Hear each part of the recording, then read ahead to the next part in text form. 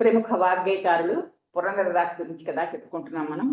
ఆయన జీవించిన కాలం ఏమిటంటే క్రీస్తకం 1484 నుంచి 1564 దాకా జీవించారు. అంటే సుమారు 80 సంవత్సరాల దాకా జీవించారు. ఈయన రాసిన ఈ గీతాలు కానీ కీర్తనలు కానీ చాలా వ్యాప్తి చెందాయి. మన రామదాస్ కీర్తనలు ఎలాగ వ్యాప్తి చెందాయో మౌఖికంగానే మనం రాసి పెట్టుకుని ఇవన్నీ చూడక్కర్లేదు, అవన్నీ కూడా చాలా వ్యాప్తి చెందాయి.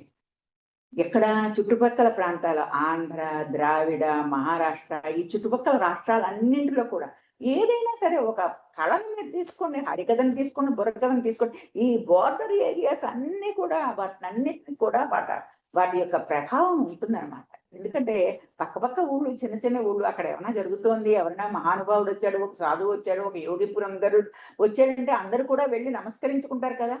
మన దేశమే ఆధ్యాత్మిక జీవనం. అందుకని ఎన్ని ఇంట్లో పూజలు చేసేస్తున్నా, ఎన్ని దానాలు చేస్తున్నా, ఒక మహాయోగి పుంగవుడు వచ్చాడంటే పోనీ ఓసారి వెళ్ళి దర్శనం చేసుకుందాం, పాద నమస్కారం చేసుకుందాం అని ఉంటుంది కదా. ఆ ప్రభావం వల్ల చుట్టుపక్కల ఊళ్ళు వాళ్ళు, చుట్టుపక్కల రాష్ట్రాల వాళ్ళందరికీ కూడా ఈయన ఒక మహానుభావుడు, భక్తాగ్రేసరుడు అని చెప్పేసి తెలిసిపోయింది. తర్వాత ఇంకోటి అంటే సమయం బట్టి ఈయనకి ఎప్పుడైనా ఇబ్బంది వచ్చినా, కుటుంబంలో ఏదైనా ఇబ్బంది వచ్చినా కూడా విఠలరాయుడు వచ్చి స్వయంగా ఆయనకి దర్శనం ఇస్తూ ఉండేవాడు. నారాయణ తీర్థుల వారి గురించి కూడా మనం చెప్పుకుంటూ ఉంటాం కదా, చాలా స్వామి దర్శనం ఇచ్చేవాడు అని చెప్పేసి. నారాయణ తీర్థులకి పొట్ట మీద బాలకృష్ణుడు నాట్యం చేస్తూ ఉండేవాడు రాత్రిపూట. అవన్నీ ఆయన నాట్యం చూసి ఇతను కీర్తనలు రాశారు. ఎవరికి? నారాయణ తీర్థులకి. ఆ పొట్ట మీద నాట్యం చేస్తూ ఉంటే అది చూసి కృష్ణ కృష్ణ. అందుకే ఆయన తరంగాలన్నీ కృష్ణుడిగానే ఉంటాయి కదా, బాలగోపాల తరంగాలన్నీ నాట్యం కూడా చేస్తారు కదా వాళ్ళు. అంటే ఇవన్నీ కూడా ఒక అనుభూతి తప్పితే ఒకళ్ళకి చెప్పి, ఒకళ్ళ కాగితాన్ని రాసి, ఒకళ్ళ సర్టిఫికెట్ సంతకాలు పెట్టించేవేమి కావు. ఎవరి అనుభూతి వాళ్ళది, ఎవరి దర్శన భాగ్యాలు వాళ్ళది. మనం ఆ పెద్దల్ని చూసాం, అలాంటి వాళ్ళని చూసాం, నమస్కారం పెట్టుకోవడమే. ఆ అనుభూతి మనకి రావాలంటే మళ్ళీ మనం అందులో అంత సాధన కూడా చేయాలి. ఈ పురంధరదాసు గారికి వ్యాసరాయలు అనేవాడు ఉపదేశం, గురువు కింద ఉపదేశం చేశారు. ఏదో ఒక మంత్రం అది ఇచ్చారు. ఆ మంత్ర సాధనతోటి ఇతను సంకీర్తన పితామహుడిగా కూడా ఇతను బాగా ఎదిగాడు. లక్షణ గ్రంథాలు ఏమి, పెద్ద పెద్ద గ్రంథాలు ఏమి రాసేయలేదు ఈయన. పురంధరదాసు లక్షణ గ్రంథాలు ఏమి పెద్దగా రాయలేదు. కానీ చెప్పాను కదా ఇందాక, సంగీతం నేర్చుకోవడానికి కావలసిన లోయర్ లెవెల్లో 1వ క్లాసులో 2వ క్లాసులో ఉండవలసిన పాఠ్య గ్రంథాలు తయారు చేసి ఇలా చేర్చుకోవాలి సుమా. ఎంత మహానుభావుడైనా బాలమురళి కృష్ణ గారైనా చిన్నప్పుడు ఇవే నేర్చుకుంటారు కదా, పిల్లల గీతాలు ఇవన్నీ కూడా. అందుకని చెప్పి అందరికీ కావాల్సింది. తర్వాత ఈ గీతాలన్నీ దాటిన తర్వాత వర్ణాలు వస్తాయి. ఇవన్నీ బాగా సాధన చేస్తేనే వర్ణాలు వస్తాయి. ఇలాగే మెట్లన్నీ మొదటి మెట్టు అనమాట. ఈ సంగీత సాకి పై లెవెల్లోకి వెళ్ళడానికి కావాల్సిన మొదటి మెట్టుని ఈయన తయారు చేశారు. వృక్షాలు నాదకల్పాత్మకంగా ఉండే గీతాలు, ధాతు మాతు సంగీతమైన అనేక రచనలు చేశారు. ఇందాక నేను పురంధరదాస్ గీతం పడాను, శ్రీగణనాథ. ఎంత బాగుంది ఆ గీతం. అది గీతం అంటే చాలా మందికి చిన్నది, గీతాలే కదా అనుకుంటాం. కాదు, కానీ అందులో ఎంత పరిపూర్ణమైన వ్యక్తిత్వాన్ని, స్వామివారి రూపాన్ని ఆయన వర్ణించి చెప్పాడు. చదువు ఆ ఒక్క చిన్న పాట పాడుతుంటేనే మనసంతా పులకించిపోతుంది. ఇంకా తర్వాత మెట్లన్నీ ఎక్కి నిజంగా సంగీతం సాధన చేస్తుంటే ఎంత ఆనందాన్ని పొందుతాం. ఈ రకమైన ఆనందాన్ని అంతా మనకి ఇవ్వగలిగిన వారు, ఇచ్చిన వాళ్ళు ఎవరు? మన పురంధరదాస్ గారు. ఈయన వృద్ధాప్యంలో కూడా ఉన్నారు కదా. ఇతను అన్నమాచార్యుల కాలంలో, అన్నమాచార్యులు బాగా వృద్ధుడుగా ఉన్నప్పుడు ఈ పురంధరదాసు నవయువకుడిగా ఉండేవాడు. అప్పుడప్పుడు మనకు అనిపిస్తుంది, వీళ్ళు ఎప్పుడైనా కలుసుకున్నారా అండి, వాళ్ళు కలుసుకున్నారా, రామదాసు త్యాగరాజు కలుసుకున్నారా ఎక్కడ, ఒక ఊరికే మామూలుగా మానవులకి వచ్చే ఒక రకమైన సందేహం లాగా, ఎప్పుడైనా వీళ్ళు కలుసుకున్నారా, వీళ్ళకి ఇంత వయసు ఉంది కదా అంటే. ఇప్పుడు పురంధరదాసు నవయువకుడిగా ఉన్నప్పుడు అన్నమాచార్య గారిని ఒకసారి వృద్ధాప్యంలో దర్శించడం జరిగిందని చెప్పేసి పుస్తకాల్లో రాస్తారు. అప్పుడు మరి ఇంకా అంత వృద్ధాప్యంలో ఉన్నప్పుడు వాళ్ళు మామూలుగా మాట్లాడుకునే విషయాలు ఏముంటాయి, మామూలు ఇద్దరు మహానుభావులు ఒకళ్ళనొకళ్ళని కలిసినప్పుడు, ఒకళ్ళనొకళ్ళు సేవించుకున్నప్పుడు నమస్కారం పెట్టుకుని వాళ్ళు ఏం మాట్లాడుకున్నారో మనం తెలియదు, కానీ వాళ్ళిద్దరూ ఒకళ్ళనొకళ్ళు దర్శించుకున్నారు. పురంధరదాసుని నారదాంశ కింద, సంగీతానికి ఆరంభం ఎవరిదంటే నారదుడి అంశ ఉంటే కానీ సంగీతం రాదు. అందుకని నారదాంశతో ఈయన జన్మించాడని చెప్పి సాక్షాత్తు త్యాగరాజ స్వామి పురంధరదాసుని ఎన్ని రకాలుగానో కీర్తించాడు. దాసర పదగళ్ళు అంటారు. ఈ దాసు గారు రాసినవన్నీ అంటే దాసర పదగళ్ళు, దేవర నామగలు అనే పేరుతోటి ఈయన రాసిన కీర్తనలన్నీ కూడా చాలా వ్యాప్తి చెంది కొన్ని లక్షలు రాశాడు. కానీ లక్షలు అంటే రాస్తూ ఉంటే ఈ మామూలుగా నడుస్తూ వ్యాప్తి చెందడానికి చేసినప్పుడు అవన్నీ ఎవరు రాసి పెట్టుకోలేదు కదా. అందుకని అందులో ఒక 15 లక్షల దాకా ఉంటుంది. కానీ ఒకటేంటంటే ఇవేవో ఊరికే లల్లాయి పదాల కింద తీసేసేవి కాదు. ఇందులో ఉపనిషత్తుల్లో సారాంశము, పురాణాల్లోని సారాంశము కూడా ఇవన్నిట్లో కూడా ఇందులో ఈ దాసర పదగలు, దేవరనామగల్లో ఉన్నాయి. అందులో ముఖ్యంగా ఆయన కొన్ని రాగాలు, కొత్త రాగాలు కూడా ద్విజావంతి, శ్యామ కళ్యాణి, మారవి, మధుమాధవి మొదలైన అపూర్వ రాగాలలో కూడా ఈయన కీర్తనలు రచించారు.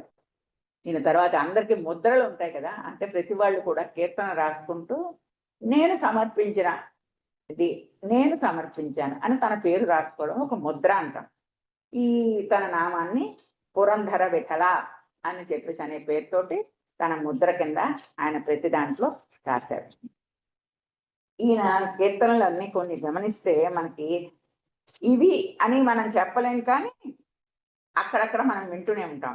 అల్లి నోడలు రామ, ఇల్లి నోడలు రామ, ఎల్లెల్లి నోడిదే రల్లి శ్రీరామ. ఇక్కడ రాముడే, ఇక్కడ రాముడే, ఎప్పుడు చూసినా రాముడే. చూసారా, మనకు అంత అర్థమైన విషయం లేదు. అల్లి నోడలు రామ, ఇల్లి నోడలు రామ, ఎల్లెల్లి నోడుదర అల్లి శ్రీరామ, ఎక్కడ చూసినా శ్రీరాముడే. తర్వాత ఇది కొంచెం మనం బాగా ఫెమిలియర్ గానే వింటాం. హరిస్మరణೆ మాడు నిరంతర పరగతికే ఇది నిధాన. హరిస్మరణే, అదే మనకు కావాల్సిందే. అది పరగతి కావాలంటే, లోకాలకు వెళ్ళాలంటే హరిస్మరణే. పరలోకం ఊరికే రమ్మనమంటే రాదు, కేవలం హరిస్మరణ మాత్రమే. రంగబారో పాండు రంగబారో, శ్రీ రంగబారో నరసింహ బారో అని చెప్పేసి, విష్ణుబారో ఉడిపి కృష్ణ బారో, ఎన్నిష్టమూర్తి పురంధర విఠల బారో రండి అని చెప్పేసి అందరినీ, స్వామిలను అందరినీ కూడా, వాళ్ళందరినీ కూడా ఆహ్వానించి ఆనందంగా వాళ్ళని సేవిస్తూ ఉండడం. ఉడిపి కృష్ణుడు అంటే ఈయనకి చాలా అభిమానం. మరి రేపంతా అదే కదా, మరి అవతారమూర్తిగా కీర్తిస్తూ మనం కృష్ణుడితోటి సాహిత్యం ఎంత వెల్లివిరిసింది. శ్రీకృష్ణ మహానుభావుడు వల్లే కదా ఎంత సాహిత్యం అయినా సరే, సంగీతమైనా, నృత్యమైనా, అన్నిట్లోనూ అన్ని కళలలో కూడా మన కృష్ణుడే. కూచిపూడి నాట్యం అంతా కృష్ణుడే. అలాగా మన కృష్ణుణ్ణి రమ్మని మనం పిలుస్తూ రంగబారో పాండు రంగవిఠల బారో, రంగబారో నరసింహ బారో. తర్వాత మనకి బాగా తెలిసిన కీర్తన ఉంటుంది.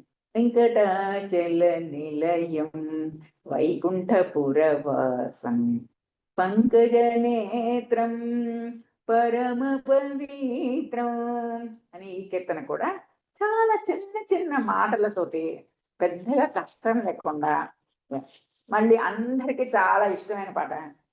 భాగ్యద లక్ష్మీ బారమ్మ నమ్మమ్మ నీ సౌభాగ్యద లక్ష్మీ బారమ్మ, ಹೆಜ್ಜೆಯ ಮೇಲೆ ಹೆಜ್ಜೆಯ ನಿಕ್ಕುತ ಗೆಜ್ಜೆಯ ಕಾಲಿನ ನಾದವ ತೋರುತ ಸಜ್ಜನ ಸಾಧು ಪೂಜೆಯ ವೇಳೆಗೆ మజ్జిగయోళగే బెಣ್ಣెయ ఎందిది లక్ష్మి అని భాగ్యలక్ష్మి రామ్మ అంటారు. ఎలా అంటే భాగ్యలక్ష్మి ఎలా రమ్మని పిలుస్తా అంటే, మనం మజ్జిగ వేసి చెలుకుతూ ఉంటే వెన్న వస్తుంది కదా, లక్ష్మీదేవి పాలసముద్రంలోనే కదా పుట్టింది. అందుకని ఆ మజ్జిగలోంచి వెన్న ఎలా వస్తుందో అలా రమ్మనమని పిలుస్తారు. ఇది అద్భుతమైన కల్పన కదా. ఇది మనం మామూలుగా ఒక కల్పన కదా. ఆయన ఆ మజ్జిగలో కిలకొడుతూ ఉంటే వచ్చిన వెన్న ఎలా వస్తుంది అంటే, అంతరాంతరాల్లో ఉంటావు కదా నువ్వు, అలాగరా. అది బాహికంగా కాదు, తన్ని కూడా తన మనసులోంచి ఎక్కడో ఉన్న ఆలోచనని దాటుకుని నాకు దర్శనం ఇవ్వమని తన్ని తాను ప్రేరేపించుకుంటున్నట్లుగా ఉంటుంది ఈ కీర్తన. అమ్మా తల్లి భాగ్యలక్ష్మి, మమ్మల్ని కటాక్షించు. గజ్జెలు అందలు మృదువుగా సవ్వడి చేస్తుంటే అడుగు వేసుకుంటూ మెల్లిగా మజ్జిగలో వెన్నలాగా రా తల్లి, కనక దృష్టి కురిపిస్తూరా.